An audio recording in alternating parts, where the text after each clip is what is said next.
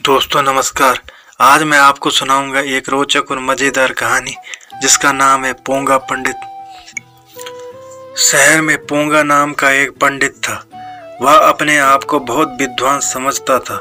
वह लोगों के मन में ग्रह नक्षत्र वगैरह के खतरे का डर बैठा कर खूब दावतें उड़ाता। इस तरह उसे मुफ्त खाने की आदत पड़ गई थी। उसे बात बात में चुनौती देने की भी बुरी आदत थी। होली का त्योहार पास में आया तो पोंगा पंडित ने मोहल्ले के लड़कों को चुनौती दी, मैं इस बार भी होली नहीं खेलूंगा। आज तक कोई मुझे रंग नहीं डाल सका। आगे भी किसी में इतनी हिम्मत नहीं है कि कोई मुझ पर रंग डाल सके। मैं हर बार अपनी बुद्धिमानी से बच जाता हूँ।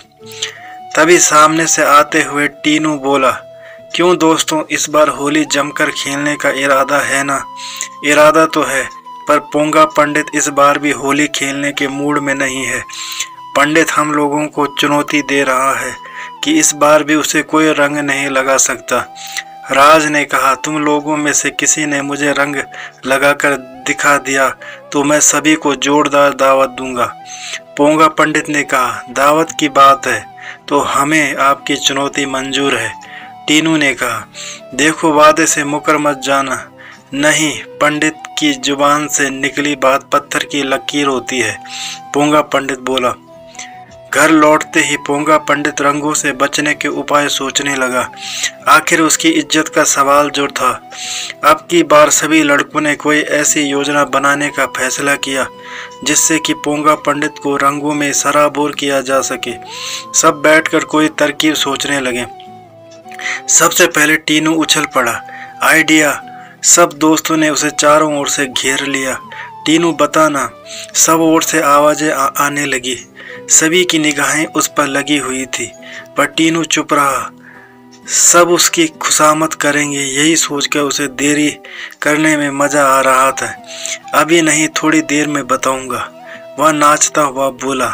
राज बहुत ही जल्दबाज था। वह जल्दी से जल्दी टीनू से उसकी बात उगलवाना चाहता था। उसे भी एक उपाय सूझा। क्यों इसकी योजना पर भरोसा करते हो? मेरी तरकीब जरूर इससे भी अच्छी होगी। आओ मैं बताता हूँ सबको, राज ने लड़कों से कहा। राज ने एक एक करके सबके कान में कुछ कहा। सब खुशी से नाचने लगे। सभी एक साथ चिल्लाने लगे, राज की तरकीब वाकई बहुत अच्छी है। यह टीनू क्या जाने इतनी अक्ल की बात। अब की बार तो पोंगा पंडित को खूब छकाएंगे। फिर वे नाचते हुए गाना गाने लगे। राज की योजना अपनाएंगे, पोंगा पंडित को मजे चखाएंगे। तीनों का घमंड चूर चूर हो गया। अब मुझे कोई नहीं पूछेगा। राज की योजना सबको पसंद आ गई है। मैं क्यों ना खुद ही इन्हें अपनी योजना बता दूं। हो सकता है मेरी रोज योजना राज से भी अच्छी हो और सबको पसंद आए। टीनू ने सोचा। सबके बीच पहुंचकर वह चिल्लाया, रुको तो सही, मैं भी अपनी योजना बता रहा हूँ, शायद तुम सबको पसंद आ जाए। राज का चेहरा खुशी से चमक उठा। हाँ हाँ जरूर बताओ, मेरी योजना तो बस यही तक है थी और कुछ नहीं। क्या मतलब, मैं समझा नहीं।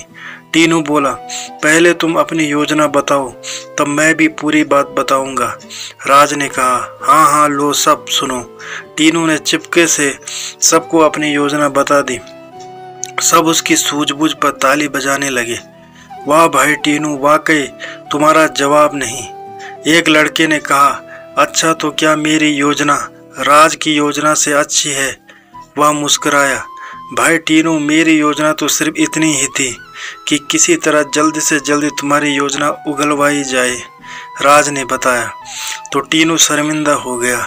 होली की सुबह पोंगा पंडित अभी सोकर उठा ही था, तभी उसके कानों में कई लोगों की आवाज़ें पड़ी। चाय मिलेगी साहब, गर्मा गर्म चाय। हमने सुना है कि यहाँ आपने नया टी स्टॉल खोला है। पोंगा पंडित ने घर की खिड़की से बाहर झांका। सामने खड़े कुछ बूढ़े चाय मांग रहे थे। अरे भाई, यह तो मेरा घर है, कोई टी स्टॉल नहीं। तुम शायद गलती से यहाँ आ गए हो, पोंगा पंडित ने उनसे कहा। बूढ़ों का भेष बदले लड़कों की टोली मुस्कुराते हुए आगे बढ़ गई। थोड़ी देर में फिर वही आवाज़ सुनाई दी, चाय चाहिए साहब, बड़ी ठंड लग रही है, आज आपकी चाय का स्वाद लेकर देखते हैं। पोंगा पंडित को हैरानी हुई और गुस्सा भी आया। आज सवेरे ही इन लोगों ने भांग पी ली है, होली है ना सोचकर वह कड़कती आवाज में बोला। अरे गधों, भांग पी ली है तो फिर चाय क्यों मांगते हो? देखते नहीं यह मेरा घर है, कोई चाय की दुकान नहीं। भागो यहाँ से। पोंगा पंडित की बात पर सब खिलखिला पड़े। फिर यहाँ चाय की दुकान का साइन बोर्ड क्यों लगा रखा है? भांग हमने पी है या आपने? सबने व्यंग किया। पोंगा पंडित को गुस्सा आ गया। वह ताव खाकर बाहर निकला। जरा दिखाओ तो कहाँ है साइन बोर्ड? कहने के साथ जो ही उसने ऊपर देखा, साइन बोर्ड दिखाई दे गया। पंडित ने आओ देखा ना ताओ। वह एक लाठी अंदर से उठा लाया और तख्ते पर जोर से मारते हुए बोला, ना जाने कौन गधा यहाँ बोर्ड यहाँ टांग गया है। जो ही लाठी तख्ते पर पड़ी, रंगों की बौछार से पंडित का पूरा शरीर भीग गया। इधर उधर छिपे लड़कों, यहाँ तक कि लड़कियों ने भी रंग से भरे गुब्बारे पोंगा पंडित पर फेंके। साथ ही ताली पीट पीट कर गाने लगे, होली है भाई, होली है, रंग बिरंगी होली है। यह योजना टीनू की ही थी कि साइन बोर्ड के पीछे रंगों से भरे गुब्बारे टांग दिए जाएं। जो ही पोंगा पंडित उस पर वार करेगा, गुब्बारे फूट पड़ेंगे। राज भैया, अब हो जाए दावत। सीमा चहकती हुई बोली। दावत पर तुम लड़कियों को कैसे पता चला? पोंगा पंडित हैरान हो गया। लो कर लो बात। हम लड़कियों ने राज और टीनू भैया का साथ यूं ही थोड़े दिया था। बताओ भला क्यों दिया था? सीमा ने पूछा तो सभी लड़कियां एक साथ चिल्लाई, दावत में शक्कर खाने के लिए। ठीक है, पोंगा पंडित बोला। तुम लोग बैठो, मैं अभी मिठाई वगैरह लेकर आता हूँ। कुछ ही देर में पोंगा पंडित खीर, हलवा, पूरी और लड्डुओं का थाल लेकर पहुँच गया। लड़के लड़कियों की टोली दावत उड़ाने लगी। लोगों को बेवकूफ़ बनाकर हलवा पूरी खाने वाला पोंगा पंडित आज खुद हलवा पूरी खिला रहा था। तो दोस्तों, ये थी आज की कहानी। उम्मीद करता हूँ आपको कहानी पसंद आई होगी। अगर आपको कहानी पसंद आए तो चैनल को सब्सक्राइब करें और बेल आइकन को प्रेस करके ऑल पर क्लिक करें। धन्यवाद।